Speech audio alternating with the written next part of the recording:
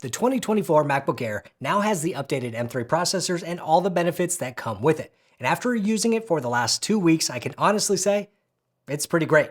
But I would not recommend you get this spec here. I've been using my M2 13-inch MacBook Air for almost 2 years as my secondary Mac for using on the couch or for taking on trips and really just anything away from my main work desk usage where I usually use my M2 Max MacBook Pro. This time I decided to get the 15-inch M3 MacBook Air and found myself actually wanting to use it more. And a big reason for that is I got the 16GB model. Coupled with 512 gigabytes of storage, this laptop actually feels more like my Pro machine. But I really don't think that you should get this 16/512 model that I have here, and I'll tell you why. But first, let me tell you about what's new with this laptop and what it's been like using over the last 2 weeks, starting with what's changed the least, and that is the design. This M3 MacBook Air looks exactly like the M2 versions.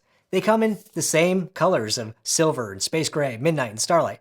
I love the look of the midnight MacBook Airs, but the M2 version was so gross the second you touched it. So Apple used a new process for the space black MacBook Pro, which did a better job at hiding fingerprints and grease and supposedly applied the same process to the new Air. I decided to go the starlight route this time around, and it looks okay.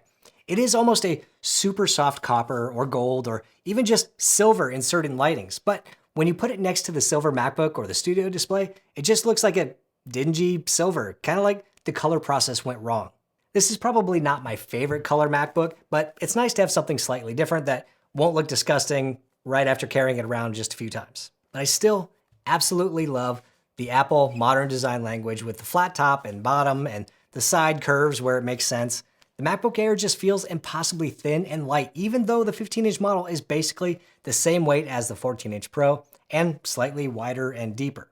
And if you decide to opt for the 13-inch model, nothing comes close to how small and light this feels compared to the performance you get. I always feel amazed at what the 13-inch MacBook Airs can actually do these days. You will notice that we have the very same port configuration as the previous version with a MagSafe power connection and 2 Thunderbolt 3/USB 4 ports. Being just limited to 2 Thunderbolt or USB-C ports does still feel a bit limiting sometimes if you want to connect to a display and external storage and a mouse or an SD card dongle or whatever you may need, especially if this is your primary or only computer. Sometimes 2 ports just does not feel like it's enough unless you'll be connecting to some kind of dock or hub like, I don't know, the Element Hub from channel partner CalDigit.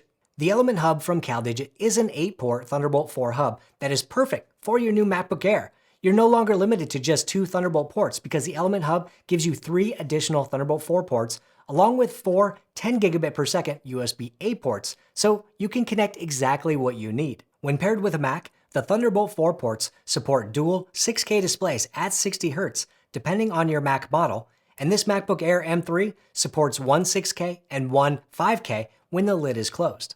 When paired with a PC, you can connect up to 2 4K displays at 60 Hz or a single 8K display. And since Thunderbolt 4 is compatible with Thunderbolt 3, USB 4, and more, your USB-C devices like the iPhone 15 and iPad are also compatible. The Element Hub will also keep your laptop topped off with 60 watts of power to your computer, plenty for a MacBook Air, but also provides power for your other devices even when your computer is disconnected, like a standalone charging hub. So if you want to add 8 ports to your new MacBook, check out the Element Hub using the links and information below, and my thanks to CalDigit for sponsoring this video. Now, I want to talk about displays real quick, and the built-in display is just great. There's really nothing to complain about. The Liquid Retina display is beautiful at 13 or 15 inches. Both come in at up to 500 nits of brightness, which is very bright and enough for pretty much every situation you'll find yourself and a laptop in. Like with the M2 versions, the displays offer wide color, and with 224 pixels per inch, everything is just sharp and bright and vibrant. I did get a question about color accuracy on the MacBook Airs, and I used my SpiderX calibrator to see just how accurate it is. And mine came out as 86% Adobe RGB and 96% of P3. And for reference, my 14-inch MacBook Pro and Studio display come in at 88% Adobe RGB and 99% of P3. And as I mentioned a moment ago, you can now connect 2 external displays to the MacBook Air, which is something that people have been asking for since the M1 MacBooks. And I know some people are going to be upset that you actually have to close the built-in display in order to use 2 external displays, but I think it's actually a pretty good option. And if you actually need more than 2 external displays, or you need the external displays and the built-in one, then you probably also need the extra horsepower of the real MacBook Pros anyway. Personally, I prefer one large display and my MacBook display right below it, and I find this to be my most productive setup. And the 15-inch does actually feel like a step up from the 14 Pro sometimes. One issue that I do have with the larger MacBooks is the oversized trackpads. Apple trackpads have always been great, the best even, but at some point they are too big and large for my everyday use, and that's what I'm seeing with the 15-inch Air and the 16-inch Pro. The trackpads on the 13-inch Air and 14-inch Pro are just right for me, which is plenty big for multi-finger gestures and swipes, but also keeps the keyboard a bit closer to the front of the laptop, making it easier to type on. Also, I love typing on the Magic Keyboard. It has just the right amount of travel for my everyday use, and when I switch between Apple laptops or external keyboards, it all just feels the same. I do wish that the keycaps were more resilient though, and I've mentioned this in previous videos, but they get worn and shiny way too quickly. And I'm talking weeks of regular use will permanently leave shiny spots on the most used keys. There has to be a better material out there to use, and for what these machines cost and how much Apple prides itself in product quality, this is a big blemish as far as I'm concerned. The speakers and cameras on the 15-inch Air is exactly what you expect. It's fine. It's enough camera for regular video calls with family or Zoom calls for work. And some have said that the speakers are not as good as the M2 version, but I don't have the 15-inch M2 to compare against. I do find that the speakers on the 15-inch Air are definitely louder than the 13-inch M2 Air that I have, but lack some detail compared to the 14-inch MacBook Pro. Performance of this specific MacBook Air with the M3 chip and 16 gigabytes of memory has actually been pretty darn good. In my regular daily work, I have a bunch of Safari tabs and windows. I have personal and work emails, Teams, calendars, notes, reminders, photos, Citrix remote access, and all other kinds of little apps and utilities open at the same time. With my M2 Air that has 8 gigabytes of memory on this workload, I would often feel it struggle throughout the day.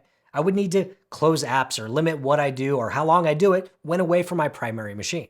Regular, short performance benchmarks like Geekbench 6 don't really show a big difference between the M2 and the M3. The single-core and multi-core tests show a difference of around 17% when comparing the 8-core CPU and 10-core GPU, and a 10% difference in GFX bench, which is a pretty minor difference. Unnoticeable, really. The biggest difference in usability between this M2 and this M3 Air really comes from the increased amount of RAM. I've said it before and I'll say it again. Apps want real RAM, and they'll perform better if you actually give it to them. No matter how good Apple's unified memory is, there's no comparison in how a computer will react to having more physical memory, especially when you consider that the memory is also shared with the GPU. A perfect example of that is when testing out the based M3 MacBook Pro earlier this year, the 8 gigabytes of memory was unable to export my simple YouTube videos consistently. I had about a 90% failure rate because the memory would spike and the export would fail. With the M3 MacBook Air and 16 gigabytes of memory, I'm able to fully export my videos without any issue. Generally, the M3 and the MacBook Pro can perform better than the M3 and the MacBook Air in sustained workloads because of its better cooling system. But in this case, with my Final Cut Pro test, memory was the clear bottleneck. And I'll get to pricing in a moment, but in 2024, no Mac should be shipping with 8 gigabytes of memory. I tested a few different games on the M3 MacBook Air, and mostly it was fine. I found Shadow of the Tomb Raider seemed to run without issue with the 16 gigabyte model. The game plays at a very comfortable 50 to 60 frames per second with medium settings. Lies of P ran pretty well also, although I couldn't tell what the FPS was and I kept getting my butt kicked by this a-hole. Then I tested Resident Evil 4 and saw more issues with slowness and jittering from time to time. I played with the settings and did not see a difference when I moved from quality to performance metal upscaling. And beyond the M3, there's one other thing that's slightly different and updated in the M3 Airs, and that is they now come with Wi-Fi 6E, which can give you faster wireless speeds, but there's a lot of caveats. Testing with my Wi-Fi 6E business access point, I can see differences between the 6 and the 6E of multiple hundreds of megabits per second. But that's not always the case. It always depends on your wireless connection, your device, the receiving device, and all the network gear in between. So yes, in the right circumstances, you can get faster wireless speeds. Battery life is similar to last year's Air. Apple says you can get up to 18 hours of battery with the 15-inch Air, and on this day, I was able to get about 8 hours of my regular daily use with about 56% battery left over. I only did a small amount of editing on that day. But on this day, I ran benchmarks and did a bunch of gaming, so I was down to about 9% after around 7 hours. So battery life all depends on your usage. Overall, this 16/512 spec of the 15-inch MacBook Air has been really good to me. It performs great, it has a great screen, and it's just a good laptop to use. but I don't think that you should buy this 15-inch MacBook Air. If we're looking solely at Apple laptops that you can buy today for under $2,000, there are only 4 recommendations that I can make. First off, no one should buy a MacBook in 2024 with 8 gigabytes of memory, period. Even if this is for the lightest workload ever and you only use 2 Safari tabs to check email and shop on Amazon, websites and web tech and app memory usage will only continue to increase over time, and 8 gigabytes is not enough if you're thinking 3 to 7 years down the line. Please don't buy an 8 gigabyte model.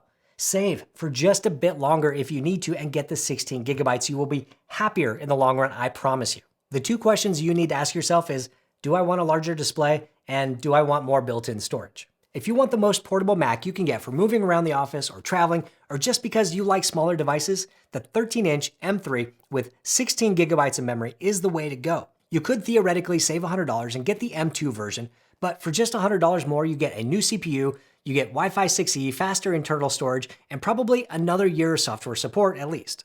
If you prefer not to carry around external storage or you just need more for any reason, bumping this up to 512 gigabytes is acceptable. But if you're going to spend any more than that, you're better off spending your money on an external SSD and getting way more for your money. If you prefer a larger laptop, the 15-inch Air with 16 gigs of memory and 256 gigs of storage at $1499 is a fantastic laptop. However, if you want to upgrade the storage at all, you're better off going for the 14-inch MacBook Pro for only $100 more. And no, I don't mean the base model 8GB regular M3 MacBook Pro. I mean the 18GB M3 Pro MacBook Pro, which you can get for just $1799 or even less lately using the links below because they keep going on sale.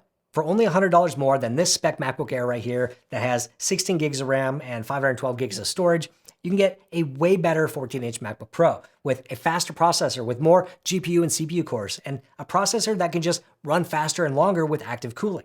Yes, you get a slightly smaller display, but that display is Liquid Retina XDR, and that is 20% brighter than the Air, and it has HDR and a variable frame rate ProMotion display that just makes about everything feel faster and smoother on the display. You get better speakers, you get more ports, and you get the ability to run 2 external displays in addition to the built-in display, and even better battery life. So again, I can recommend the 13-inch M3 MacBook Air with 16 gigs of memory, 256 or 512 gigs of storage, the 16 gig / 256 gigabyte M3 15-inch MacBook Air, or the 14-inch MacBook Pro with the M3 Pro processor. Those are the 4 MacBooks that I could recommend for under $2,000 today. No matter what your needs are, I think that one of those laptops will most likely fill it without needing to spend any more. More than likely, I can get away with this spec of the 13 or 15-inch MacBook Air and be happy 85% of the time. They are fantastic for regular, everyday computing and even light creative work. I love the size and form factor, and even the fewer ports on this machine are not all that much of an issue when I use a dock at my desk and I have hubs to take on the go. So for most people, for most things, the M3 MacBook Airs will fit your needs, and I think you'll be happy for the next few years, as long as you do get 16 gigabytes of memory. But what do you guys think about the new M3 MacBook Airs? Is it finally time for you to upgrade or replace what you have now? If so, let me know down in the comments what you're upgrading from. And if this is your first time to my channel, then check out this video right over here. I think it's a good one. Hit the thumbs up button if you liked it, hit subscribe if you want, and I'll see you next time.